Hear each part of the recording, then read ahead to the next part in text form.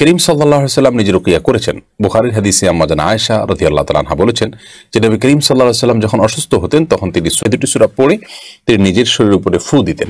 এই সূরাগুলো পাঠ করে তিনি দাউ থেকে বাঁচার চেষ্টা করেছেন। কালো ছাগল লাগে, কালো মোরগ লাগে, মৃত ব্যক্তির হাড়গোড় লাগে। আবু উবাইদ আপনি লিখেছেন, রুকিয়া বলতে আসলে কি বোঝায়? রাসূল করিম সাল্লাল্লাহু আলাইহি ওয়াসাল্লাম কি নিজে কখনো রুকিয়া করেছিলেন? রুকিয়া কি সুন্নাহসম্মত পদ্ধতি? ইদানিং শোনা যাচ্ছে অনেক রাকি নাকি রোগীর শ্লীলতাহানি করার চেষ্টা করেন এবং অনেক চার্জ দাবি করেন। পাশাপাশি কোনো কোনো রাকি জিন গায়েব জানে এমন ভ্রান্ত আকীদাও পোষণ করে থাকেন। এ বিষয়ে আপনার কাছ থেকে জানতে চাই। খুবই গুরুত্বপূর্ণ একটি প্রশ্ন।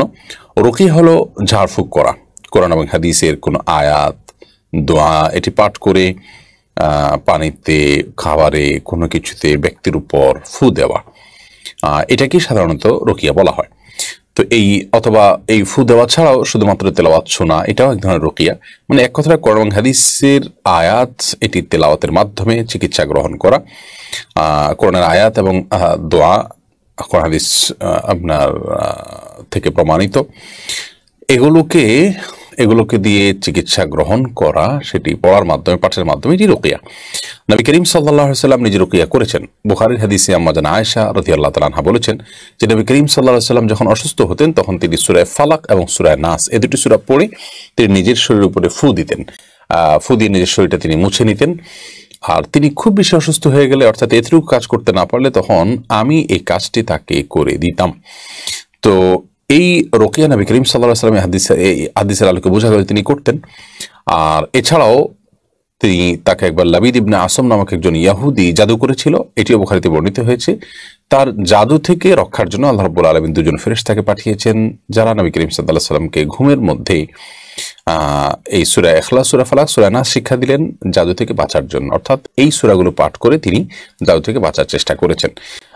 আর এই তিনগুলো পড়লে মানুষের বিভিন্ন বিপদ আপদ থেকে আল্লাহ তাআলা হেফাজত রাখেন, এটিও তিনি হাদিসে নির্দেশ করেছেন। এখান থেকে বোঝা যায় কোরআন হাদিসের আলোকে এবং কোরআন কারীমের আয়াত দিয়ে ঝাড়ফুঁক করা, এটি কোরআন এবং হাদিসের আলোকে প্রমাণিত নবী সাল্লাল্লাহু আলাইহি ওয়াসাল্লাম করেছেন। সাহাবীদের একটি দল কোন এক জায়গায় যাচ্ছিলেন, সেখানে প্রতিমধ্যে তারা একজন সাপে দংশন করা মানুষকে শুধু সূরা ফাতিহা পড়ে রুকিয়া করার পর তিনি সুস্থ হয়েছেন এবং সেখান থেকে তারা পারিশ্রমিক গ্রহণ করেছেন। নবী করিম সাল্লাল্লাহু আলাইহি ওয়াসাল্লাম সেটাকে অ্যালাউ করেছেন। এখান থেকে রুকিয়া যেটি জায়েজ এবং সেই সাথে এখানে যে পারিশ্রমিক গ্রহণ করাও যায় সেটি স্পষ্টভাবে আরো প্রমাণ হলো। এখন কথা হলো, পারিশ্রমিক নেওয়া জায়েজ দেখে কি আমরা একটু রুকিয়া করে লক্ষ লক্ষ টাকা দাবি করব কিনা? উত্তর হলো না। এটি আলামত এবং লক্ষণ খারাপ।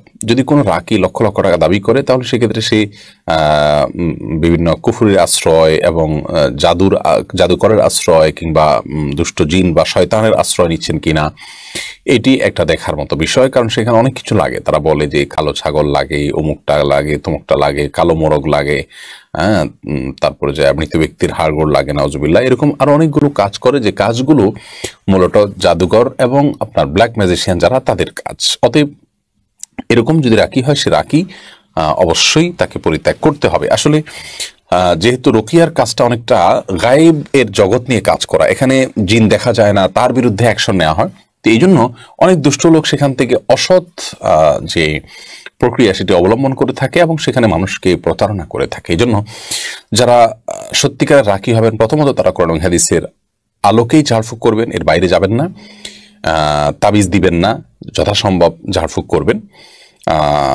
তাবিজটাকেই অনেকে আপনার মূল পেশা হিসেবে বানিয়ে নিয়েছে এবং সেখানেও নানা রকমের আজে বাজে ফেরাউন, হামান, নমরুদ ইত্যাদি লেখা আর অনেক উল্টাপাল্টা কাজ আছে, সেগুলো করে। তো রাকি হবেন, কোরআন এবং হাদিসের আলোকে ঝাড়ফুঁক করছেন, এক।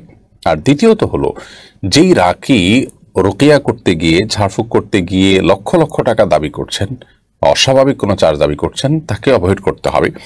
কারণ এক্ষেত্রে যেটা বলেছি যে এটি ভ্রান্তিকর বিভিন্ন পদ্ধতির অনুসরণের একটা আলামত হতে পারে। সেই সাথে রাকি নিজে আমলদার হবেন এবং তিনি শুধুমাত্র রুকিয়া করেই দিবেন না, বরং পেশেন্টকে কিছু আমল বাতায়ও দিবেন। এটি ভালো রাকির একটা আলামত। আর এর পাশাপাশি কোনো রাকি জিন গায়েব জানে এ দাবি করলে সেটিও তার খারাপ রাকি হওয়ার আলামত এবং এরকম রাকি থেকে রুকিয়া বা ঝাড়ফুঁকের যে সেবা সেটি নেওয়া যাবে না। অথবা বিষয়গুলো আমাদেরকে মাথায় রাখতে হবে। কোনো রাকি রোগীর শ্লীলতাহানি করে কোনো নারীর চিকিৎসা করতে গিয়ে এরকম পরিবেশ তৈরি হয় তখনই যখন রোগী এবং রাকি উভয়ে ভুল পদ্ধতি অবলম্বন করেন। আর সে ভুলটা হলো যে কোনো মেয়ের রোগীর চিকিৎসা করতে হলে সেখানে একাকী রাকি এবং রোগী থাকবেন না, বরং নবী করিম সাল্লাল্লাহু আলাইহি ওয়াসাল্লাম বলেছেন লা ইয়াখলুওয়ান্না রাজুলুন বিইমরাতিন, একজন পুরুষ শুধুমাত্র একজন নারীর সাথে একাকী নির্জনে কোথাও সময় কাটাবে না। যার কারণে আপনি যদি কাউকে ঝাড়ফুঁক করতে হয় কোনো নারীকে একাকী তিনি, তাহলে সেক্ষেত্রে তার সাথে অন্য নারীদেরকে রাখতে হবে, পর্দার আড়ালে রাখতে হবে। আপনি অপর প্রান্তে থাকবেন অথবা আপনার সাথে অন্যান্য পুরুষরা থাকবে, তিনি পর্দার আড়ালে একাকী থাকবেন। এক কথায় ফিতনার আশঙ্কা যেটি সেটিকে সম্পূর্ণরূপে দূর করে তারপর রুকিয়া করতে হবে।